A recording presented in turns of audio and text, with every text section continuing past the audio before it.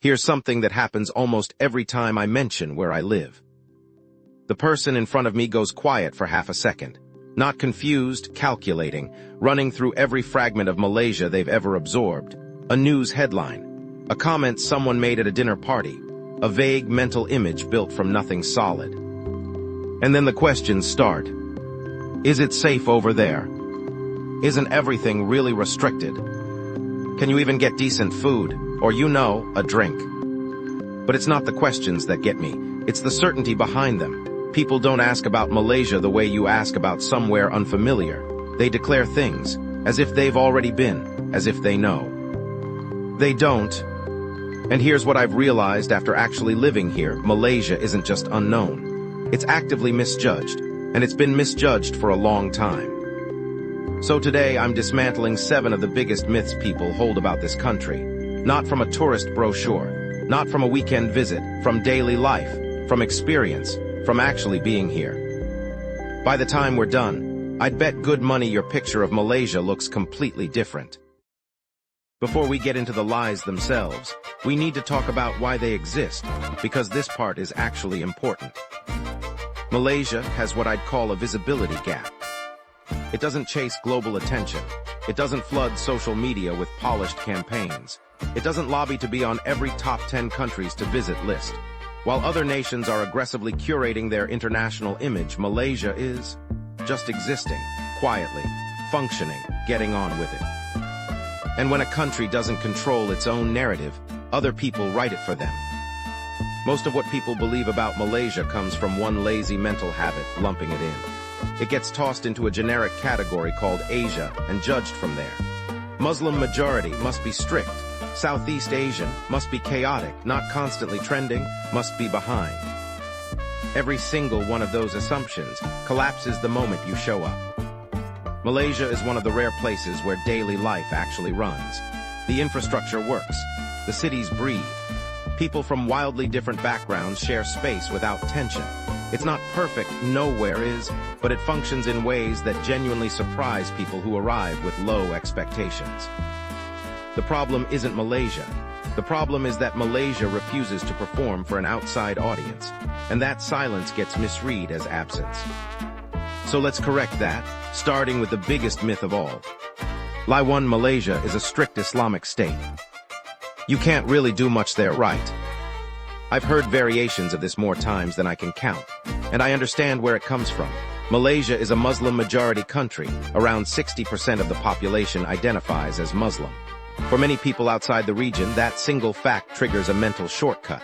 Muslim majority equals maximum restriction, no social life, no freedom, a country running on a rigid set of rules that governs every waking moment.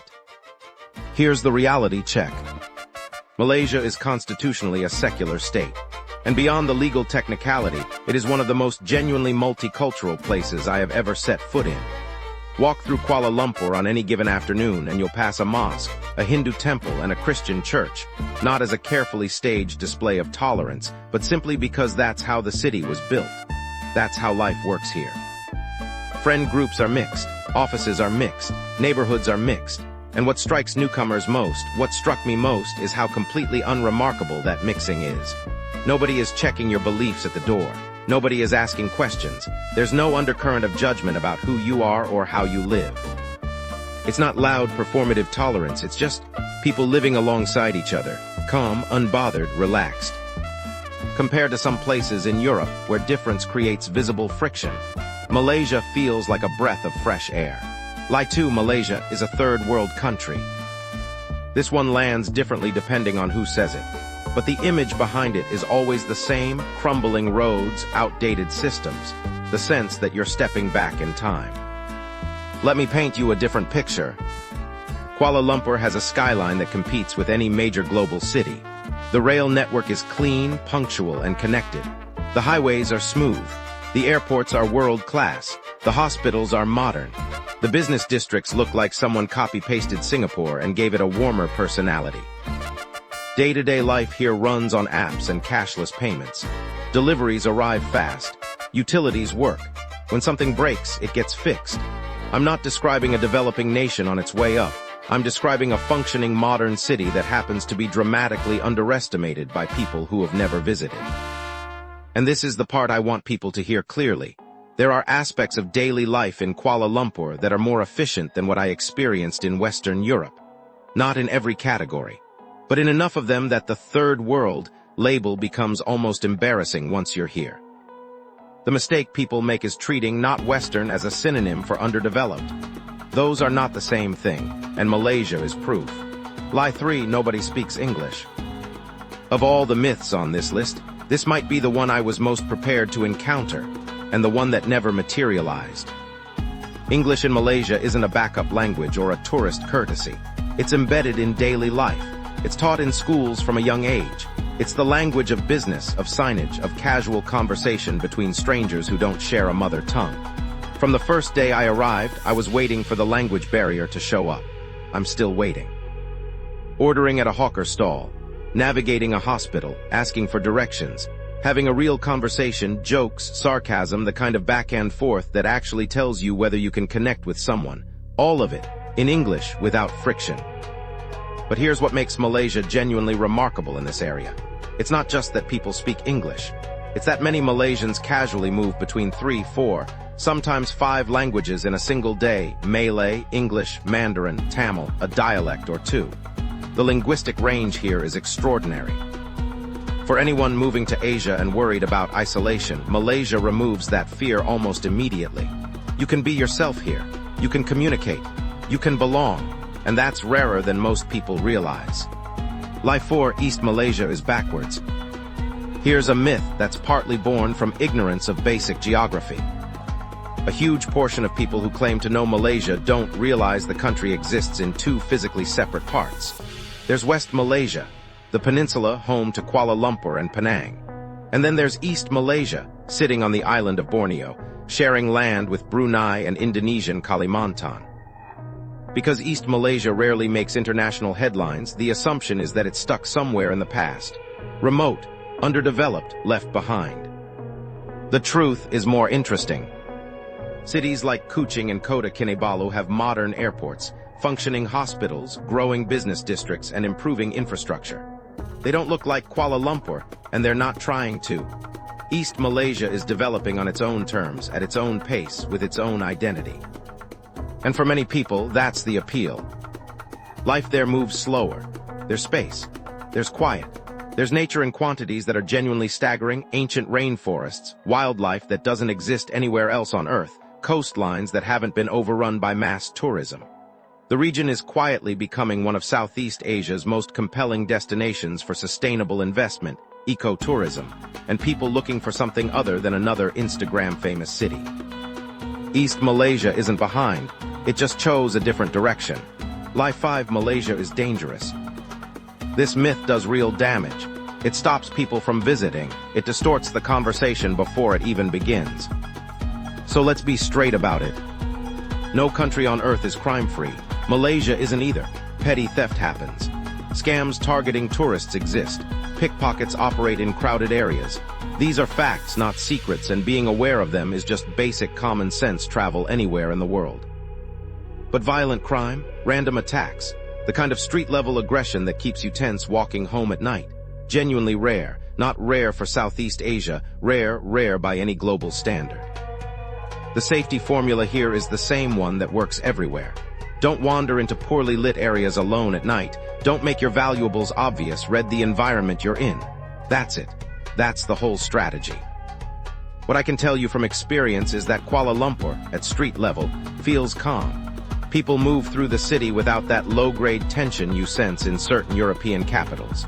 I've lived in cities where even a late-night walk from a restaurant to a taxi felt like something to manage carefully. Kuala Lumpur doesn't give me that feeling. Safety isn't just statistics, it's also the texture of daily life, and here that texture is relaxed. Lie 6, Malaysia is boring. This one tells you a lot about the person saying it. If your idea of entertainment is exclusively loud nightlife, unlimited cheap alcohol, and a constant stream of stimulation, then yes, Malaysia will feel quiet. It's not a place built around those things. But that's not the same as boring, not even close. Malaysia has a fitness culture that would put many Western cities to shame. Gyms, martial arts studios, cycling groups, yoga communities, open-air workout parks. Cultural events, cooking classes, language exchanges, art markets. There's a constant undercurrent of activity for anyone willing to look past the surface. And then there's the food, which honestly deserves its own video, its own series, its own documentary. Malaysian cuisine is the result of centuries of cultural overlap between Malay, Chinese, Indian, and dozens of other influences. The flavor combinations are complex, bold, and endlessly surprising. Eating your way through Malaysia is not a pastime. It's an education. And beyond the cities, the nature here is extraordinary. Ancient rainforests, jungle waterfalls, islands with water so clear it looks edited, mountains, caves. East Malaysia in particular holds some of the most pristine natural environments left on the planet. Boredom is a choice, and in Malaysia you have to work hard to make it. Lie 7, Malaysia must be hiding something. This last one is the strangest, and in some ways the most revealing. It usually sounds like this. It can't actually be that good. Something must be going on that nobody's talking about. And the irony, Malaysians themselves sometimes feed this perception, not through dishonesty, through habit. There's a cultural tendency here to downplay, to self-deprecate, to joke about what doesn't work rather than celebrate what does. It's endearing, but it creates a strange impression from the outside. Outsiders hear the jokes and miss the context.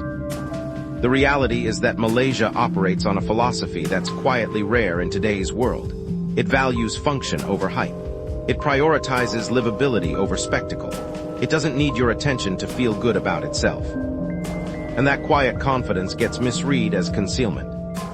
But here's the actual twist. The very thing that makes people suspicious is what makes Malaysia worth choosing. It hasn't been consumed by mass tourism. It hasn't priced out its own residents. The cities still work. The nature is still intact. Life here is still affordable in a way that genuinely surprises people arriving from Western countries. Malaysia isn't hiding anything, it's just not shouting. Strip away every myth, every assumption, every second-hand opinion, and what's left is a country that quietly delivers on things most people spend years chasing. Housing that doesn't consume your entire salary, food that is both exceptional and cheap, healthcare that is modern and accessible, infrastructure that functions without drama, a pace of life that feels manageable, not rushed, not performative, not built around constant stress. I came from Ireland, developed country, high standard of living on paper, but that life was expensive, tight, and exhausting in ways I didn't fully recognize until I was living something different. Here, daily life has a different weight to it, lighter, calmer, more room to breathe. Every misconception about Malaysia, that it's restrictive, dangerous, underdeveloped, or dull, traces back to the same root. A fear of the unfamiliar, a reliance on lazy mental shortcuts, and a failure to look past the absence of noise. Malaysia is quiet because it doesn't need to prove itself. That's not a weakness, that's the point. If you've been carrying any of these assumptions, now's a good time to set them down. And if you ever get the chance to spend real time here, not a layover, not a long weekend, take it. If this video shifted your perspective even slightly, hit the like button. It genuinely helps the channel grow.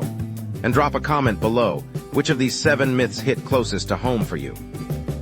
If you want more honest, experience-based content about life in Malaysia and beyond, the kind that skips the tourist filter, subscribe.